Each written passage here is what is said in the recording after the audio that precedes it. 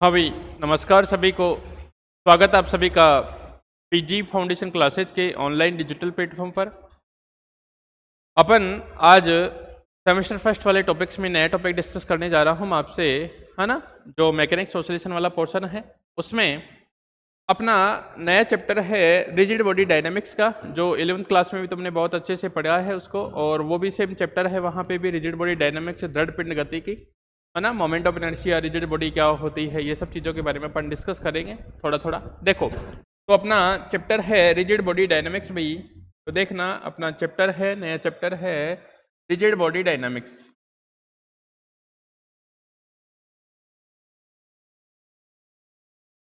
Rigid body dynamics, और बोलते हैं अपन इसको दृढ़ पिंड गति की भाई। अपन इसको बोलते हैं दृढ़ पिंड गति की। अपन इसको क्या बोलेंगे भाई? दृढ़ पिंड गति की। दृढ़ पिंड गति की बोलेंगे भाई, ठीक है। तो दृढ़ पिंड गति की भी बात करें अपन, तो सबसे पहली बात तो यही होती है कि सर दृढ़ पिंड होता क्या है, रिजिड बॉडी किसको मानेंगे अपन, ठीक है। तो फर्स्ट देखना, रिजिड बॉडी किसको मानेंगे अपन, वो देखना भाई। रिजिड बॉडी, मैं बात करता हूं आपसे रिजिड बॉडी। रिजिड बॉडी, और रिजिड बॉडी बोले तो दृढ़ पिंड। रिजिड बॉडी बोले तो भाई दृढ़ पिंड क्या होता है उसके बारे में बात करेंगे अपन। रिजिड बॉडी क्या होती है, ठीक है भाई।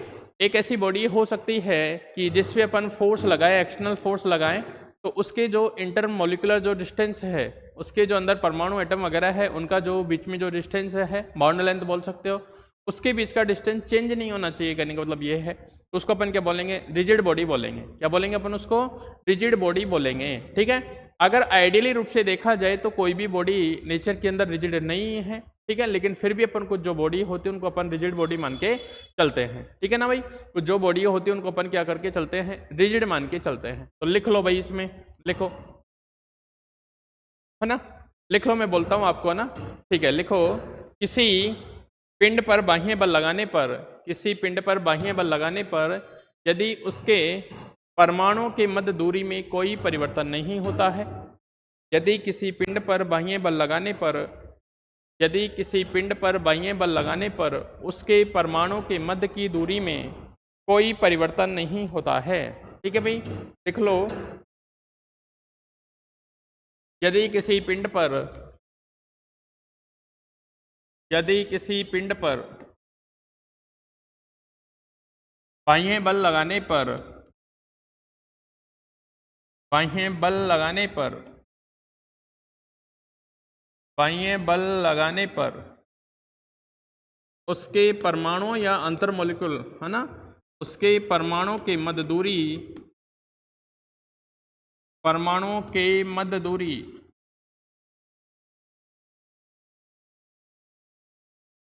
कोई परिवर्तन नहीं होता है। परमाणु के मध्य दूरी में कोई परिवर्तन नहीं होता है,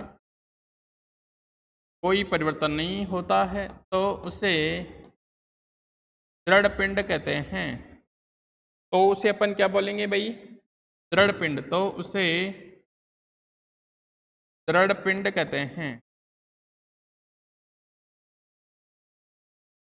तो उसे अपन क्या बोलेंगे? दृढ़ पिंड बोलेंगे, रिजिड बॉडी। लेकिन प्रकृति में कोई भी पिंड, प्रकृति में कोई भी पिंड आदर्श रूप से दृढ़ नहीं है। प्रकृति में कोई भी पिंड आदर्श रूप से दृढ़ नहीं है भाई, इस बात का ध्यान रखना।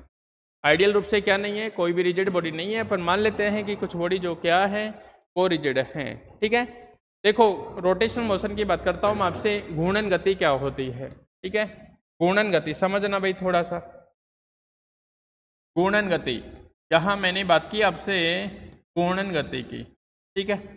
तो गुणन गति में होता क्या है भाई, देखना गुणन गति में कोई भी जो बॉडी होती है, मान लो अपने पास ये कोई बॉडी है, ठीक है। अब इस बॉडी में ये इसकी एक्सिस है, इसके सापेक्ष ये क्या करेगी, एक नियत कोणीय वेग ओमेगा, ठीक है भाई, नियत कोणीय वेग ओमेगा से क्या करेगी, ये गुणन गति करेगी। नियत कोणीय वेग है ये,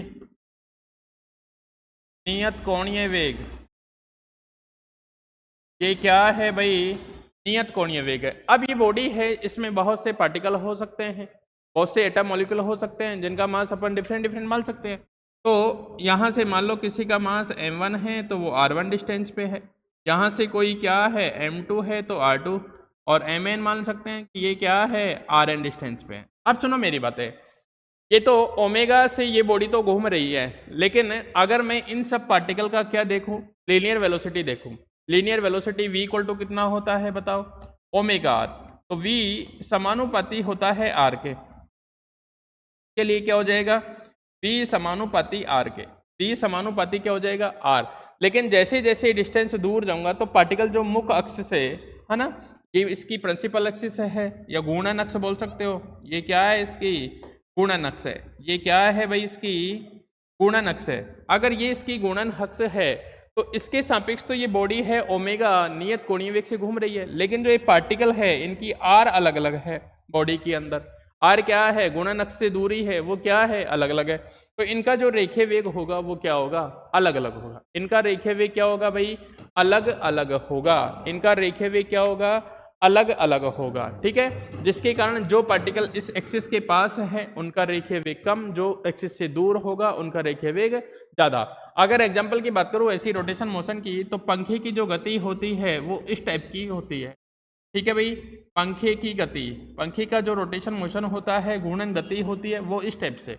अगर पंखे के सेंटर की बात करूं तो सेंटर के पास के जो पार्टिकल होता है उनका लीनियर वेलोसिटी बहुत कम होता है, लेकिन जैसे जैसे सेंटर से उसके पंखियों की तरफ जाता हूं लास्ट एंड पे, तो वहां उनकी वेलोसिटी बहुत ज़्यादा हो जाती है, वहां उनकी वेलोसिटी क्या होती है बहुत ज़्यादा होती है। तो इसको अपन क्या बोलते हैं घूर्णन गति बोलेंगे, घूर्णन गति बोलेंगे। अब लिख सकते हो माना एक पार्टिकल है, ठीक है भाई। लिखना जब कोई पिंड एक निश्चित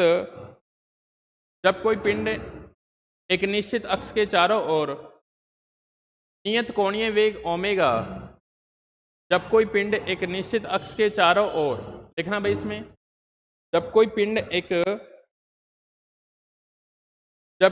एक निश्चित अक्ष के चारों ओर नियत कोणीय वेग ओमेगा से गति करता है, नियत कोणीय वेग ओमेगा से गति करता है, तो पिंड की इस प्रकार की गति को घूर्णन गति कहते हैं। तो पिंड की इस प्रकार की गति को घूर्णन गति कहते हैं, ठीक है भाई। आगे लिखना एक लाइन छोड़ के, ये तो घूर्णन गति की बात हो गई। लिखना इस स्थिति में पिंड का प्रत्येक कण,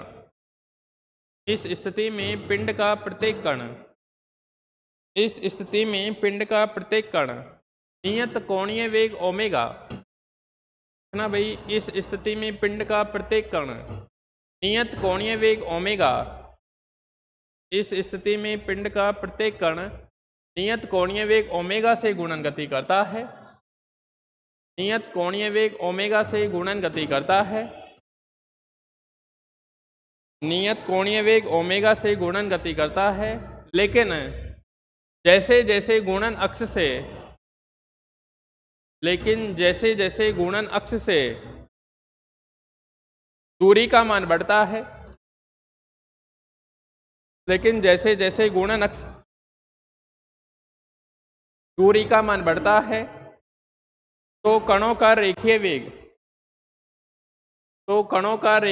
और ब्रैकेट में लिख लेना v equal to omega R, और v समानुपाती r, कणों का रेखीय वेग v इक्वल टू ओमेगा और v समानुपाती r के कारण बढ़ता जाता है, ये डायग्राम बना दो और एग्जांपल लिख दो भाई, ये डायग्राम बना दो और एग्जांपल लिख दो।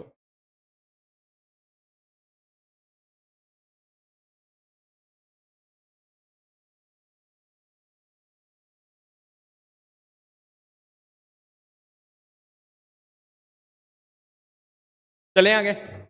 देखना भाई, आगे मैं बात करता हूं आपसे दृढ़ पिंड के लिए गुणन गति का समीकरण। आगे मैं बात करता हूं आपसे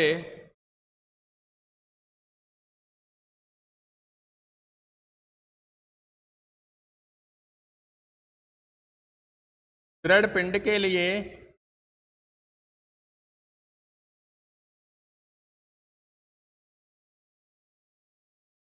गुणन गति का समीकरण।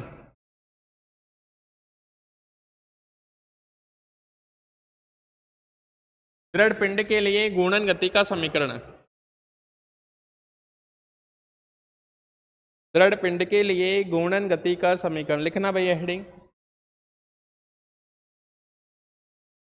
और देखो भाई, अपन ने तुमने पढ़ा भी होगा, ठीक है, कि कोणीय संवेग में परिवर्तन की दर, चूंकि कोणीय संवेग में परिवर्तन की दर, कोणीय संवेग में परिवर्तन की दर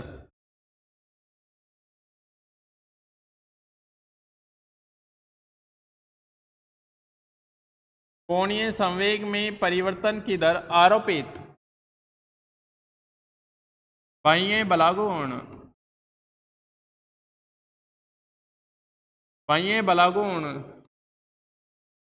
के बराबर होती है।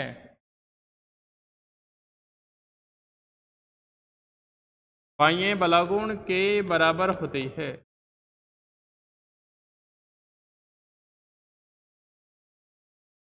ठीक है, तो टाई इक्वल टू कितना लिख सकता हूं मैं, डी जी अपॉन कितना, डी टी। और चूंकि जे इक्वल टू क्या होता है बताओ, आई ओमेगा। जे इक्वल टू कितना होता है, आई ओमेगा। आई इक्वल टू कितना होता है, एम आर स्क्वायर। और आई इक्वल टू कितना होता है, जड़त्व आगुण पढ़ेंगे अभी, एम आर स्क्वायर। ठीक है, तो ये हो जाता है टाउ, यह हो जाएगा डी अपॉन कितना, डी टी, ये हो जाएगा आई ओमेगा। ये कितना हो जाता है भाई, आई ओमेगा। ठीक है, अब देखना भाई, अगर ओमेगा चेंज हो रहा हो वहां, तो टाउ इक्वल टू कितना, आई तो कांस्टेंट है, ये बन जाएगा डी ओमेगा अपॉन कितना, डी टी। तो टाउ इक्वल टू कितना बनेगा, आई ओमेगा बनेगा। टाउ इक्वल टू कितना, आई ओमेगा। और I omega, I alpha sorry, tau equal to क्या बनेगा अपना, कोणीय वेग में परिवर्तन की दर, कोणीय त्वरण। तो टाउ इक्वल टू कितना बनेगा, आई इंटू अल्फा।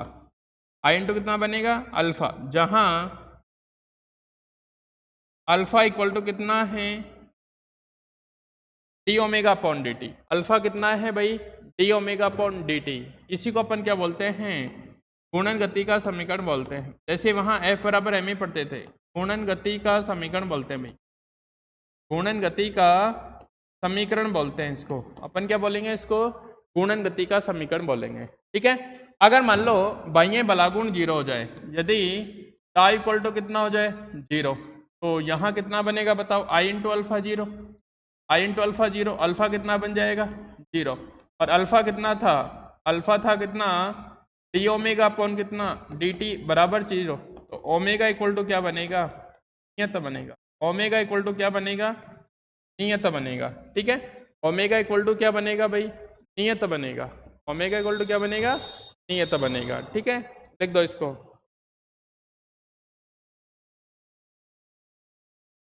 और लिख दो, उपरोक्त से स्पष्ट है कि बाह्य बलागुण की अनुपस्थिति में, उपरोक्त से स्पष्ट है कि बाह्य बलागुण की अनुपस्थिति में, उपरोक्त से स्पष्ट है कि बाह्य बलागुण की अनुपस्थिति में पिंड उसकी गुणन अक्ष के सापेक्ष, बाह्य बलागुण की अनुपस्थिति में पिंड उसकी गुणन अक्ष के सापेक्ष नियत कोणीय वेग ओमेगा, नियत कोणीय वेग ओमेगा से गुणन गति करता है। नियत कोणीय वेग ओमेगा से गुणन गति करता है।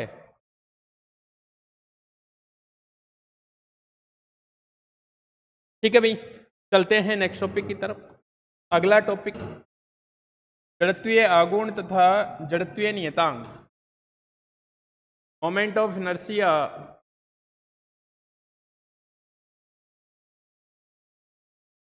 जड़त्व आघूर्ण तथा जड़त्वीय नियतांक।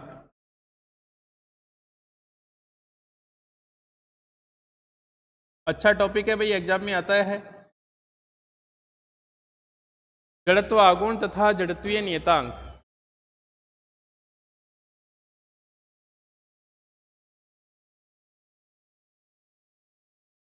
ठीक है भाई, देखना जड़त्व आघूर्ण क्या होता है, देखना भाई मैं बताता हूं एक बार दोनों तरफ से। जो मास पढ़ते थे अपन लीनियर मोशन में, रेखीय गति में, ठीक है भाई, अपन क्या पढ़ते थे वहां पे, मास पढ़ते थे। इधर मैं लिखता हूं रेखीय गति और इधर लिखता हूं मैं घूर्णन गति। इधर मैं लिखता हूं घूर्णन गति, इधर रेखीय गति, इधर घूर्णन गति। देखो जो रेखीय गति में मास का काम होता था वो काम यहाँ जड़त्व आघूर्ण करेगा आई, जड़त्व आघूर्ण करेगा आई। ठीक है, तुमने जड़त्व का नियम भी पढ़ा होगा। जड़त्व का नियम, जड़त्व का नियम क्या कहता था, अगर कोई वस्तु स्थिर है तो स्थिर ही रहेगी, गतिशील है तो गतिशील ही रहेगी, जब तक उस पर कोई बाह्य बल कार्य नहीं करे, जब तक उस पर क्या नहीं करे, कोई बाह्य बल कार्य नहीं, बाह्य बल कार्य नहीं करे। मतलब जब बाहर से कोई एक्सटर्नल फोर्स लगाओगे तभी उसके जो पोजीशन है, जो स्थिति है उसकी, उसमें क्या आएगा, चेंज आएगा। और इसको अपन क्या बोलते थे, जड़त्व का नियम। और जड़त्व क्या होता है, वस्तु का द्रव्यमान होता है। जड़त्व क्या होता है, वस्तु का द्रव्यमान होता है। उसी प्रकार लीनियर मोशन में जैसे अपन ने यहाँ पढ़ा था F इक्वल टू कितना ma, तो यहाँ अपन ने अभी पढ़ा था टाउ इक्वल टू कितना बताओ, I into alpha, tau equal to कितना I इंटू अल्फा। तो जो कार्य रेखीय गति में मास का होता है, जड़त्व का होता है, वही यहाँ किसका होता है, जड़त्व आघूर्ण आ जाता है। उसका क्या आ जाता है भाई, जड़त्व आघूर्ण आ जाता है। और जड़त्व आघूर्ण क्या होता है, I इंटू कितना, I होता है m मास इंटू दूरी का स्क्वायर, है ना, उसकी जो रोटेशनल एक्सिस है उससे दूरी का वर्ग का क्या होता है, स्क्वायर होता है। जड़त्व आघूर्ण कितना होता है, ये मास इंटू दूरी का स्क्वायर होता है। मास इंटू क्या होता है भाई, दूरी का स्क्वायर। इसी को अपन क्या बोलते हैं, जड़त्व आघूर्ण बोलते हैं। इसी को अपन क्या बोलेंगे, जड़त्व आघूर्ण बोलेंगे। ठीक है, अब जड़त्वीय नियतांक क्या होते हैं, जड़त्वीय नियतांक देखेंगे। जड़त्वीय नियतांक की बात करता हूं मैं आपसे। ठीक है, तो अपन ने पढ़ा है J इक्वल टू कितना होता है, J वेक्टर इक्वल टू कितना, R vector cross P, R vector cross P। जैसे वहां पढ़ते थे कितना बताओ, J कोणीय संवेग, वहां P इक्वल टू एम भी पढ़ते थे, है ना। रेखीय संवेग का आघूर्ण क्या होता है, कोणीय संवेग होता है। रेखीय संवेग का आघूर्ण क्या होता है, कोणीय संवेग होता है। अगर मैं किसी, देखो चूंकि P इक्वल टू कितना, ऐसे लिख सकता हूं कि P वेक्टर कितना हो सकता है, एम वी वेक्टर हो सकता है। तो यहां से J वेक्टर कितना बन जाएगा बताओ, R वेक्टर क्रॉस कितना, यहां से बन जाएगा एम वी वेक्टर बन जाएगा, है ना। तो ये बनेगा कितना, J वेक्टर M को बाहर निकाल सकता हूं, R वेक्टर क्रॉस कितना V। अगर किसी बॉडी है पूरे, अगर कोई आईवी कण की बात करूं बॉडी के अंदर, ठीक है, बहुत से पार्टिकल होते हैं M1 M2 M मास के। अगर आईवी पार्टिकल की बात करूं मैं, तो मैं लिख दूं यहाँ आईवी कण के लिए, आईवी कण के लिए ये बनेगा कितना भाई, आईवी कण के लिए यहाँ बना कितना, Ji, यहाँ Mi हो जाएगा, यहाँ कितना हो जाएगा, Ri क्रॉस कितना आ जाएगा, Pi हो जाएगा। अगर मुझे टोटल चाहिए तो टोटल का क्या कर दूंगा, समीशन I इक्वल टू कितना 1 से n, यहाँ बन जाएगा कितना बताओ, J वेक्टर, और ये कितना है, Ji वेक्टर है। यहाँ कितना बनेगा, समीशन I इक्वल टू 1 से n, यहाँ बन जाएगा Mi, यहाँ बन जाएगा कितना, Ri क्रॉस कितना, Pi बन जाएगा। Ri क्रॉस कितना बन जाएगा, Pi बन जाएगा। ठीक है, यहाँ तक कोई दिक्कत है तुम्हें, यहाँ तक कोई दिक्कत नहीं, यहाँ तक कोई दिक्कत नहीं है। अब देखो अपन ने रेखीय वेग और इसमें रिलेशन देखा था कोणीय वेग में, क्योंकि अपन ने पढ़ा था V इक्वल टू होता है V वेक्टर इक्वल टू कितना, ओमेगा क्रॉस R। अगर आईवे कण की बात करूं मैं, आईवे कण के लिए, आईवे कण के लिए भाई, आईवे कण के लिए बात करूं तो ये हो जाएगा कितना, VI वेक्टर। और ओमेगा तो सबका फिक्स है भाई, ओमेगा तो क्या है, फिक्स है। वो दूरी के कारण V चेंज होता है, जैसे जैसे प्रिंसिपल एक्सिस है या रोटेशनल एक्सिस है उससे उसकी दूरी बढ़ती है तो V चेंज हो जाता है। ठीक है, ये नंबर कितना 2, समीकरण 1 तथा 2 से भाई, समीकरण 1 तथा 2 से, 1 तथा 2 से की बात करूं तो ये बनेगा कितना, J वेक्टर,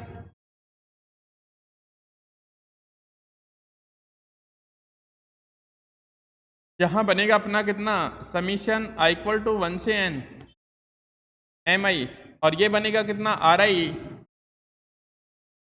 क्रॉस वी आई कितना बनेगा यहाँ से, ओमेगा क्रॉस कितना आर आई, ओमेगा क्रॉस आर आई बन जाएगा।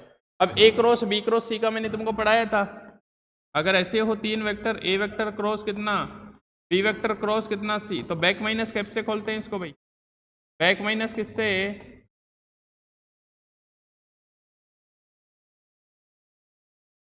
बैक माइनस कैप से, ठीक है। तो इसकी जगह ये लगा दो, यहाँ बन जाएगा कितना जे वेक्टर, यहाँ बन जाएगा समीशन आई इक्वल टू 1 से n, और ये बनेगा कितना जे आई, यहाँ बन जाएगा समीशन आई इक्वल टू 1 से n एम आई, यहाँ कितना बनेगा बताओ are I omega, omega vector यहाँ बनेगा कितना आर आई वेक्टर डॉट कितना आर आई, और माइनस सी बनेगा यहाँ पे कितना आर आई, और यहाँ बनेगा A dot B R I, और ये कितना ओमेगा वेक्टर, ये बनेगा भाई, ये बनेगा अपने पास, ठीक है। इस इक्वेशन से ये बनेगा अपने पास। नेक्स्ट चले अपन, देखना भाई नेक्स्ट अपने पास जे वेक्टर कैसे बना, अपने पास जे वेक्टर कुछ ऐसे बना, जे वेक्टर यहाँ बनेगा समीशन आई इक्वल टू 1 से n, यहाँ बनेगा एम आई, ठीक है, और यहाँ वैल्यू बनेगी अपने पास कितना ओमेगा वेक्टर, ऐसी बनी थी आर आई वेक्टर डॉट कितना आर आई वेक्टर, माइनस कितना यहाँ बनेगा कितना आर आई, और यहाँ बनेगा कितना ओमेगा डॉट कितना आर आई, ऐसे बनेगा। मैं मान लेता हूँ माना यहाँ पे इस टाइप से है अपने पास ओमेगा वेक्टर, इस टाइप से है ओमेगा एक्स आई कैप प्लस कितना ओमेगा वाई जे कैप प्लस कितना ओमेगा जेड कितना के कैप, और यहाँ आर आई वेक्टर को मैं ऐसे मान लेता हूँ एक्स आई आई कैप प्लस कितना वाई आई कितना जे कैप प्लस कितना जेड आई कितना के कैप, ठीक है। और इधर से क्या मानूँ, और एक जे वेक्टर मान लेता हूँ, जे वेक्टर कैसे लिखेंगे अपन, ऐसे लिखेंगे जे एक्स आई कैप प्लस कितना जे वाई कितना जे कैप प्लस कितना जे जेड कितना के कैप, ठीक है। तो जे वेक्टर की जगह तो ये लिख दूंगा, लेकिन बाद में लिखूंगा जब कंपेयर करूंगा, तो ये जे वेक्टर आ जाएगा, यहाँ कितना समीशन आई इक्वल टू 1 से n, ये बना कितना एम आई बना, यहाँ मान रख दो भाई आर आई स्क्वायर लिख दूँ ओमेगा, है ना, तो यहाँ बनेगा ओमेगा आई प्लस कितना ओमेगा वाई कितना जे कैफ और ओमेगा जेड कितना के कैफ, इसको आर आई स्क्वायर लिख देता हूँ, इसको क्या लिख दूँ आर आई स्क्वायर ही काम ले लूँगा मैं बाद में, माइनस यहाँ कितना बनेगा आर आई और ओमेगा डॉट कितना बनेगा आर आई बनेगा, तो यहाँ बनेगा कितना बताओ एक्स आई कैफ प्लस वाई आई कितना जे कैफ प्लस कितना जेड आई कितना के कैफ, और ये बनेगा कितना बताओ ओमेगा डॉट आर, यहाँ बनेगा कितना ओमेगा एक्स आई प्लस कितना ओमेगा वाई आई प्लस कितना ओमेगा जेड कितना जेड आई, ठीक है। देखना भाई इधर इसको मल्टीप्लाई कर लो सबके साथ, इधर क्या बनेगा इधर भी मल्टीप्लाई कर दो दोनों तरफ, ठीक है। इधर मैंने मल्टीप्लाई किया, यहाँ बना कितना जे वेक्टर कितना समीशन आई इक्वल टू 1 से n, यहाँ बना एम आई, ठीक है। इधर मल्टीप्लाई करके लिख दो एक बार, है ना, यहाँ बनेगा कितना देखो सबके साथ omega x are I square I cap plus कितना ओमेगा वाई, और यहाँ कितना लिखूँ आर आई स्क्वायर कितना जे कैप, और यहाँ कितना omega Z are I square कितना के कैप, ये तो ये बना माइनस, इन सब का मल्टीप्लाई करके लिख देता हूँ माइनस बना, इसका इसके साथ मल्टीप्लाई करूँगा, यहाँ बनेगा ओमेगा एक्स आई स्क्वायर कितना आई कैप, इसके साथ करूँगा यहाँ बनेगा कितना ओमेगा वाई एक्स आई वाई आई, ये कितना जे कैप प्लस ओमेगा जेड, और यहाँ बनेगा एक्स आई जेड आई कितना के कैप, ठीक है। इसी प्रकार y के लिए लिखूंगा तो बनेगा अपना यहाँ पे कितना ओमेगा एक्स वाई आई कितना एक्स आई आई कैप प्लस कितना ओमेगा वाई आई का स्क्वायर, है ना, यहाँ बनेगा कितना के कैप प्लस बनेगा यहाँ पे ओमेगा जेड वाई आई कितना जेड आई, ये कितना के कैप, प्लस यहाँ बनेगा ओमेगा एक्स और यहाँ बनेगा Z I x I I cap, plus कितना ओमेगा वाई, यहाँ बनेगा कितना जेड आई वाई आई और ये बनेगा जे कैप, यहाँ बनेगा omega Z Z I square, यहाँ बनेगा के कैप। इस टाइप से बनेगा, इस टाइप से बनेगा। आई बात समझ में? देखो भाई आगे क्या बनता है इसी में।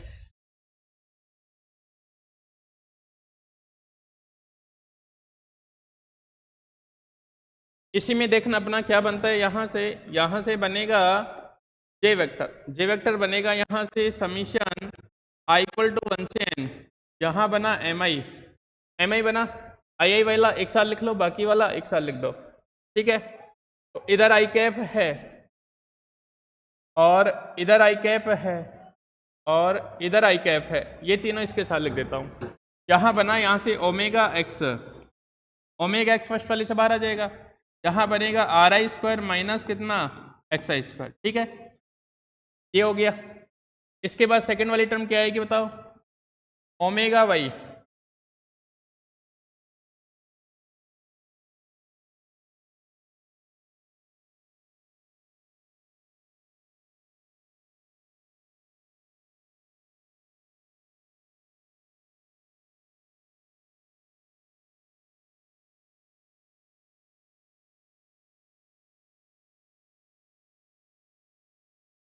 ओमेगा जेड तक हो गया। वाई आई का किसके साथ बनेगा, ओमेगा एक्स के साथ बनेगा। चलो ओमेगा एक्स ही है, देखना भाई,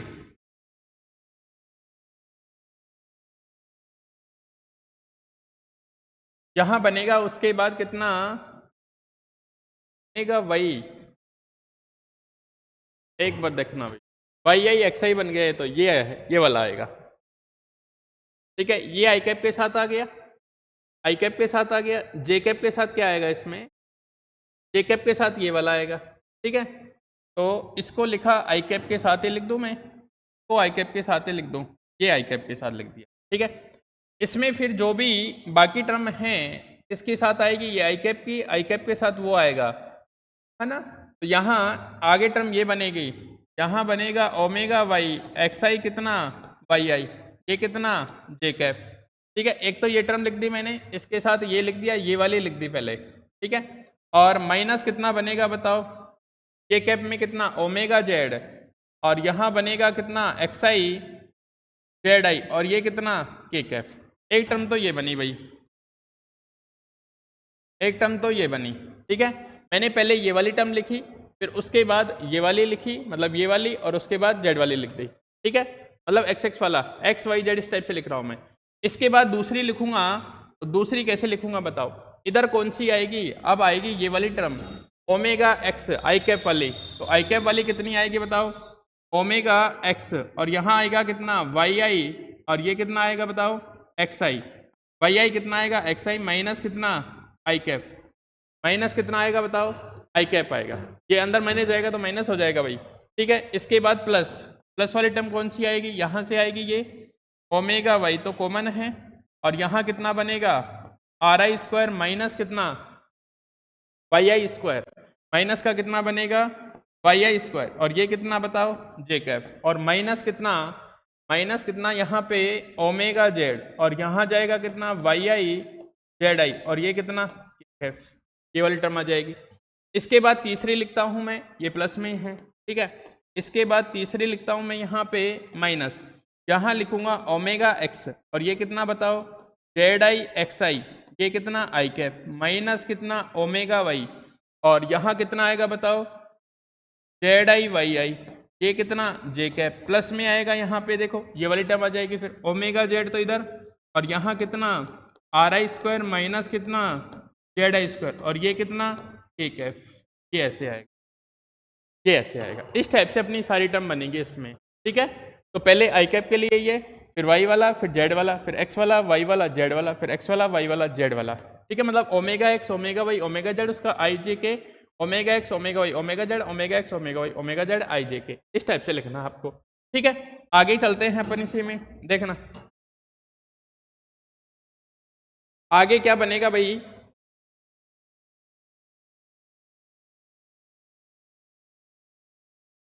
आगे देखना इसी में। अब इसको मैं मान लेता हूं कि इसको कुछ लिखना है मुझे, तो देखना भाई, मास इंटू ये, mass into this, mass into दूरी का स्क्वायर क्या होता है, जड़त्वागुण, तो इसको आई एक्स एक्स बोल देता हूं। इसको मैंने लिखा यहाँ पे जे एक्स आई कैप प्लस कितना जे वाई जे कैप प्लस कितना बताओ जे जेड कितना के कैप। देखना भाई एक स्टेप शॉर्ट करता हूँ, समीशन एम आई ओमेगा एक्स को अलग लिखा है ना, ओमेगा एक्स, और ये एम आई इंटू दूरी का स्क्वायर क्या हो जाएगा, जड़त्वागुण हो जाएगा। तो उस जड़त्वागुण को मैंने लिखा आई एक्स एक्स, और इधर कितना ओमेगा एक्स आई कैप। लिख सकता हूँ नहीं लिख सकता, लिख सकता हूँ। इसको कितना लिख दिया आई एक्स वाई प्लस कितना लिख दिया इसको आई एक्स वाई, और इधर कितना ओमेगा वाई जे कैप प्लस कितना आई एक्स जेड, और ये कितना ओमेगा जेड, ये कितना के कैप। इसी प्रकार इधर लिखूंगा प्लस, ये तो एक्स वाला हो गया, इसी प्रकार लिखूंगा प्लस, यहाँ जाएगा कितना आई वाई एक्स, और ये कितना ओमेगा एक्स आई कैप प्लस कितना आई वाई वाई ओमेगा वाई कितना जे कैप, आई वाई जेड ओमेगा जेड कितना के कैप, प्लस लिखूंगा यहाँ पे आई जेड एक्स कितना ओमेगा एक्स आई कैप प्लस कितना आई जेड वाई, यहाँ कितना ओमेगा वाई जे कैप प्लस कितना आई जेड जेड, यहाँ कितना ओमेगा जेड कितना के कैप। ऐसे लिखूंगा। अब आई एक्स एक्स क्या है वो मैं यहाँ लिख देता हूँ भाई, देखो सारे के सारे आई एक्स एक्स क्या है, समीशन आई इक्वल टू 1 से n, यहाँ कितना एम आई, और ये कितना आर आई स्क्वायर माइनस कितना एक्स आई स्क्वायर, एक्स एक्स के सापेक्ष जड़त्वागुण है। आई वाई वाई क्या है बताओ, आई वाई वाई है समीशन आई इक्वल टू 1 से n, यहाँ कितना एम आई, ये कितना आर आई स्क्वायर माइनस कितना Y I square. I Z Z क्या है, आई जेड जेड क्या है समीशन आई इक्वल टू 1 से n, यहाँ कितना है M I R I square minus कितना है जेड आई स्क्वायर। ये तो ये हो गए। आई एक्स वाई क्या है minus summation I equal to 1 से n, यहाँ जाता है एम आई, यहाँ जाता है एक्स आई वाई आई। आई एक्स जेड क्या है, एक्स वाई हो गया, एक्स जेड कितना आएगा माइनस आई इक्वल टू 1 से n, यहाँ जाएगा एम आई एक्स आई कितना आ जाएगा z i. I y x क्या है, I y x minus summation I equal to 1 से आई एम आई वाई आई और एक्स आई। ठीक है। आई वाई जेड क्या है minus summation I equal to 1 से n, यहाँ जाएगा एम आई वाई आई और ये आ जाता है जेड आई। ठीक है। इसी प्रकार क्या आएगा जेड एक्स और जेड वाई आएगा, इसी प्रकार क्या आएगा जेड एक्स और जेड वाई आएगा। देखना भाई आगे और आगे चलते हैं अपन।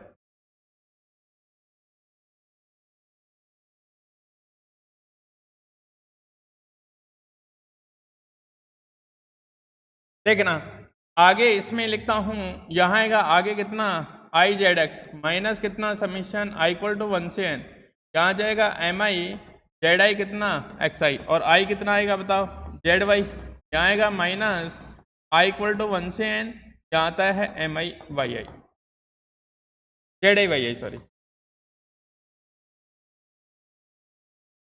इस टाइप से ये अपने कंपोनेंट आएंगे भाई, इस टाइप से ये कंपोनेंट, इनको अपन मैट्रिक्स फॉर्म में तुलना करने से देखना भाई, तुलना से अगर मैं इनकी तुलना करूं तुलना से तो यहाँ बनेगा कितना जे एक्स, ये बनेगा कितना आई एक्स एक्स कितना ओमेगा एक्स प्लस कितना आई एक्स वाई कितना ओमेगा वाई प्लस कितना आई एक्स जेड प्लस कितना आई एक्स जेड कितना आ जाएगा ओमेगा जेड आ जाएगा। यहाँ बनेगा कितना जे वाई, यहाँ कितना आई वाई एक्स और ये कितना ओमेगा एक्स आई वाई वाई, यहाँ कितना बनेगा ओमेगा वाई प्लस कितना आई वाई जेड, यहाँ कितना बनेगा ओमेगा जेड, यहाँ कितना बनेगा बताओ जे जेड कितना I Z x omega x I कितना z y omega y plus कितना आई जेड जेड और ये कितना ओमेगा जेड। कोई दिक्कत नहीं है। मैट्रिक्स फॉर्म में लिखूंगा इसको, मैट्रिक्स फॉर्म में लिख देता हूँ नेक्स्ट पेज पे देखना। मैट्रिक्स रूप में लिखने पर मैट्रिक्स रूप में, तो मैट्रिक्स रूप में यहाँ कितना बनेगा बताओ जे एक्स जे वाई और इधर कितना जे जेड, यहाँ बनेगा कितना अपने पास बताओ, यहाँ बनेगा कितना आई एक्स एक्स और ये कितना बनेगा आई एक्स वाई, यहाँ कितना बनेगा आई एक्स जेड यहाँ बनेगा आई वाई एक्स आई वाई वाई, और यहाँ कितना बनेगा आई वाई जेड, यहाँ बनेगा कितना I Z X I Z Y, और यहाँ बनेगा कितना आई जेड जेड, और इधर कितना बनेगा भाई, यहाँ बनेगा कितना omega x omega Y omega Z, और इसको कितना लिख सकता हूँ मैं, जे इक्वल टू कितना आई ओमेगा, ऐसे लिख सकता हूँ, ये लिख सकता हूँ मैं जे, और जे इक्वल टू कितना आई ओमेगा, और इसको बोलते हैं अपन क्या, जड़त्व आघूर्ण मैट्रिक्स, और जे एक्स जे वाई ये सारे कांस्टेंट होते हैं 9 प्रकार के, सारे आए ना अपने, ये आई एक्स एक्स आई वाई एक्स, ये क्या होते हैं जड़त्व आघूर्ण नियतांक आते हैं, जड़त्वीय नियतांक बोलते हैं जिनको, जड़त्व आघूर्ण